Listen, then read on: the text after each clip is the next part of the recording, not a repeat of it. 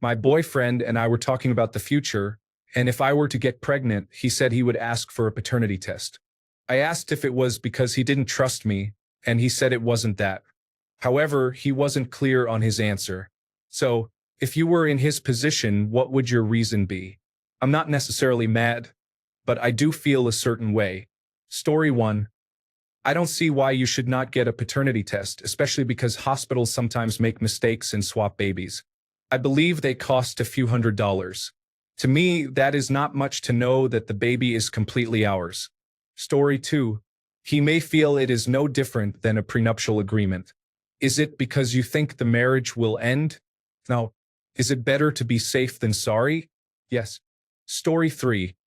I can understand your emotional reaction that he does not trust you, but it does not have anything to do with you. Millions of men have complete faith in their wives and are unknowingly raising children who are not theirs. That is a cold, hard fact. Your boyfriend understands this, and what is happening here is your boyfriend trusts you, but he does not trust his ability to trust you. A simple paternity test solves that. Story 4. You don't like that he was not clear in his answer, right? Think of it as if he wants a clear answer too, to silence those worries in his head, rational or not. Story 5.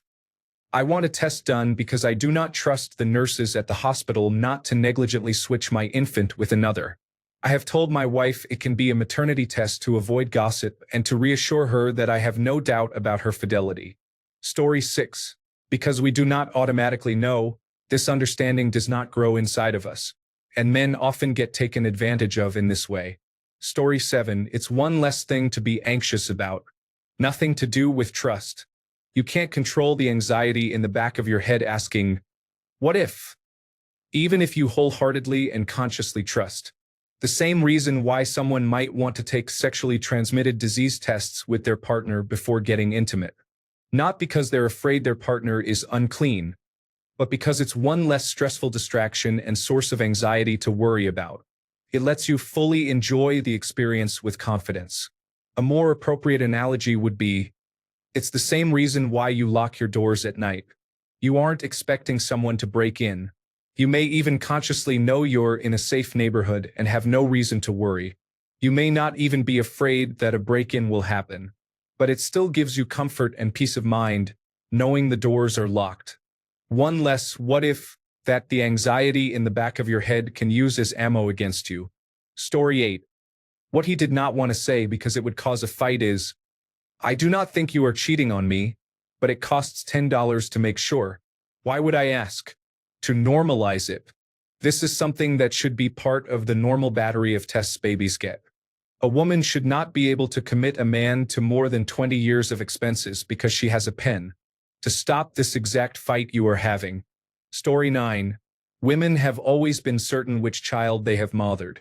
Men have not had that certainty until the last 40 years. Paternity tests should be mandatory to sign a birth certificate. He would be unwise not to get one by default.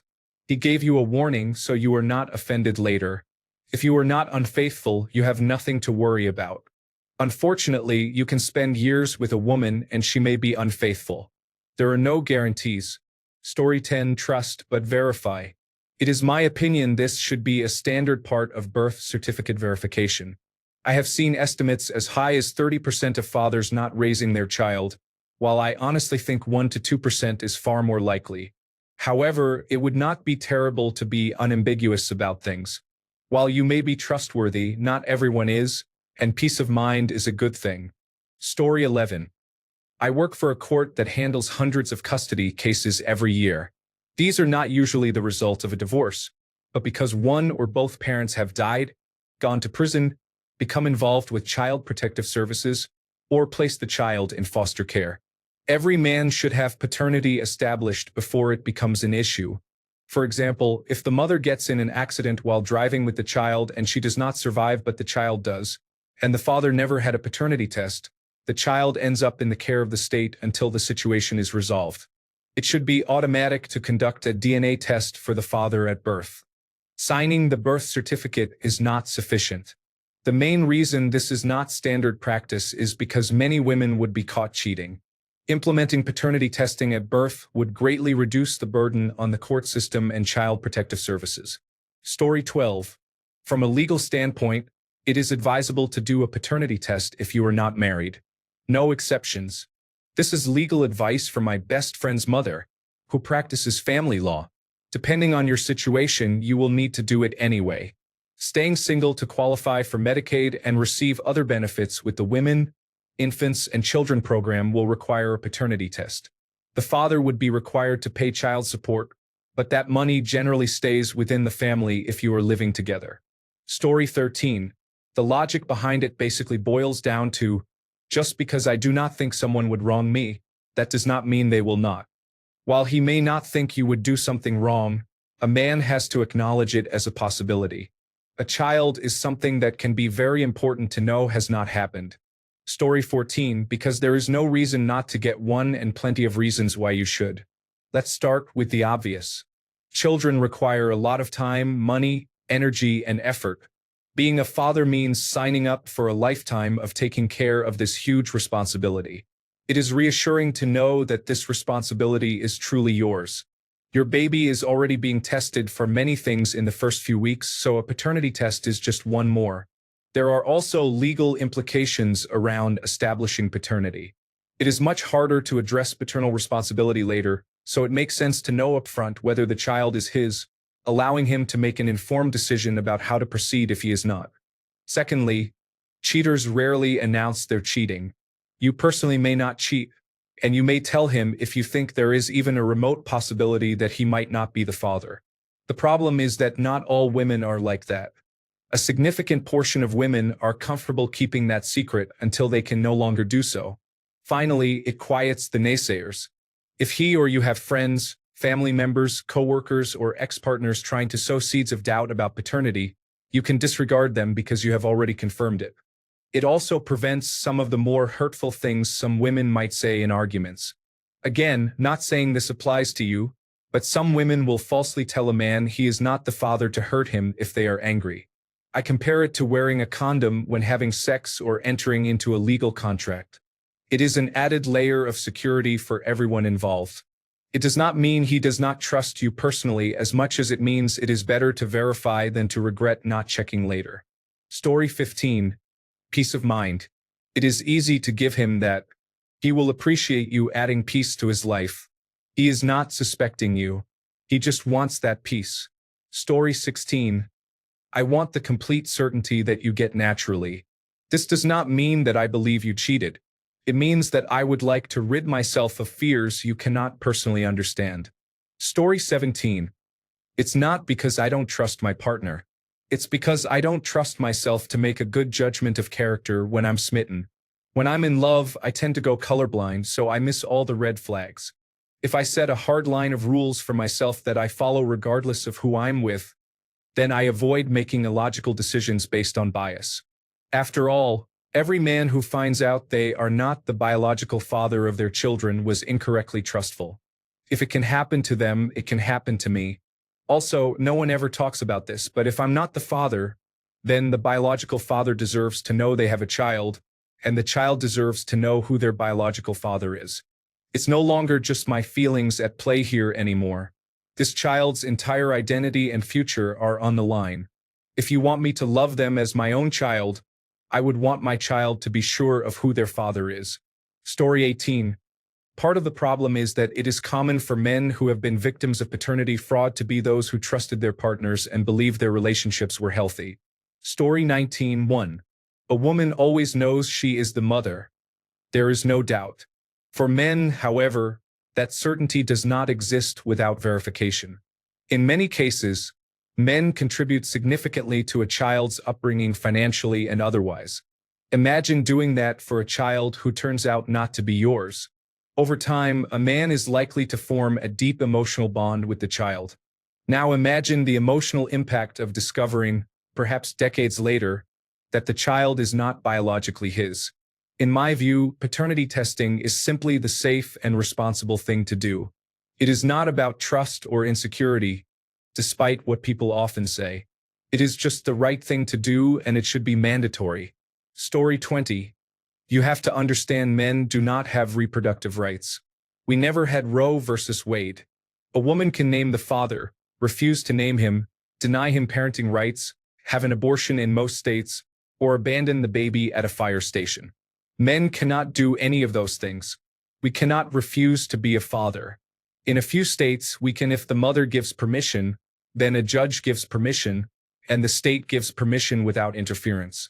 In my state, Illinois, for example, you have 40 days. After that, you are the father no matter what. You can find out on the 41st day that you are not the biological father and you are still responsible for 18 years of child support. You go to jail if you refuse. Also, paternity fraud in the United States is estimated to be around 100,000 cases per year on the low end, which is about 3% of 3.6 million births per year. That is a very conservative estimate. In France, paternity fraud was so prevalent that they banned paternity tests and prosecute French citizens who perform paternity tests outside of the country. Story 21. Studies have shown that between 4 and 8% of men have been victims of paternity fraud. In cases where paternity is suspected, the percentage rises to 25 to 30%, resulting in negative paternity. Furthermore, asking if he trusts you when requesting a paternity test is unfair and manipulative. You are certain the baby is yours. Do you not want your husband to be equally certain? If you love him, you would not make him ask. You would arrange the test automatically. Do you truly love him? Story 22. The prospect of raising someone else's child for 18 years, with expenses exceeding 6 figures, is worth a little confirmation. Why object unless there is something to hide? Story 23. I saw an article about a year ago discussing DNA testing through Ancestry and 23andMe. The article reported that up to 8% of people who sent in DNA samples discovered that the person they believed to be their biological father was not. It did not address whether the person was adopted, a sperm donor, or involved in an affair. The article also suggested that the percentage could be higher because not every child in a family undergoes testing. Story 24. Perhaps your dating history or body count is not what he had hoped it would be. As time goes by, more skeletons begin to peek out of the closet. A person's past is not immutable, and trust has diminished, though not entirely. Maybe his saying he would ask for a test should a pregnancy occur is a way to avoid the possibility of cheating. However, for him, it is a healthier decision. No one knows how common it is for any man to unknowingly raise another man's child. Just look at how much actual cheating is currently going on. Story 25. It's like a prenuptial agreement. It provides protection for both of you, and if things go well, it becomes just a piece of paper you laugh about years later. It's like a receipt.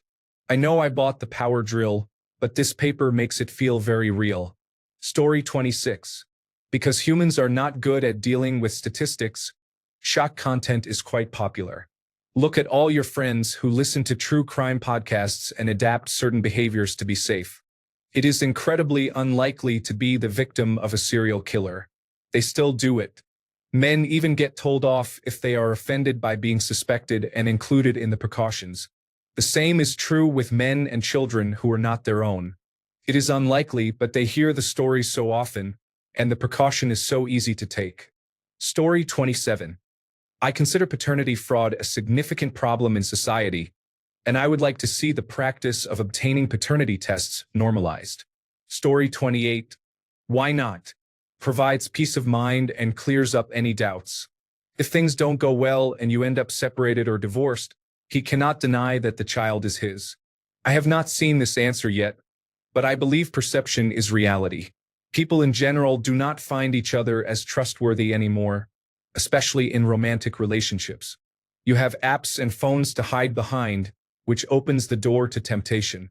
This, combined with the fact that divorce is common and most people seem to lack communication skills or have very different ideas of what marriage means to them, makes it easier to divorce than to actually work through a problem. It is not that older generations did not face these issues, but they did not have the technology we have today that exposes everyone's private matters in real time, and nobody wants to be the fool. Now everyone is very paranoid. Trust is valuable when you can afford it. Story 29. Unless you have known her long enough that you would not care about paternity or you just do not want to know, Get a test, of course. Why would you not? Story 30. You will never be anything but 100% sure about your relationship to that child. Men do not have the same guarantee, and there are many stories of men being blindsided by the fact that their child was not, in fact, their child. I think paternity tests should be done by default. Story 31. Because it will eliminate any lingering doubt that a child he raises is his. Do not think of it as him accusing you of cheating. Just think of it as reassurance of your commitment to the relationship. As a man, once we have been cheated on, we always have our doubts. Story 32. This is why paternity tests. It is not fair for the child to be raised by a man who believes he is the father. It is not fair for the man identified as the father. It is not fair for the biological father. This situation only benefits unfaithful women. Story 33. Because men hear horror story after horror story about discovering years later that the child they have loved and raised is not biologically theirs. It is a soul-crushing experience for both the man and the child. I think it is fair for someone to want a paternity test to eliminate the possibility of this happening to them. Should it be required? No. Should it be reasonably accessible if requested? Yes. Story 34. It's good that you came here to ask about this. You're interested in how men feel. Remember, you know who the father is. Men do not. They have to take a leap of faith that might turn into an 18-year obligation of caring for and supporting the result of their partner's infidelity. I know it stings to learn that your partner does not fully trust you, but if you care about them and you are sure they are the father, give them peace of mind. The more you object, the more suspicious you appear. Women are quick to accuse partners of gaslighting these days, but think about it this way. If your reaction to that request looks exactly like what a woman trying to hide her infidelity would do, isn't that gaslighting too? Story 35. First of all, a disgruntled nurse, a psychotic doctor, or a genuine mistake can cause babies to be switched in hospitals. It is rare these days and there are protections against it, but it can happen. Second, how many men are unknowingly raising another man's child despite fully trusting their partner? This concerns ensuring that his 4 billion-year-long unbroken genetic heritage is not ended by a mistake or malicious intent. Story 36. A surprisingly high number of babies are not actually the biological offspring of their supposed fathers.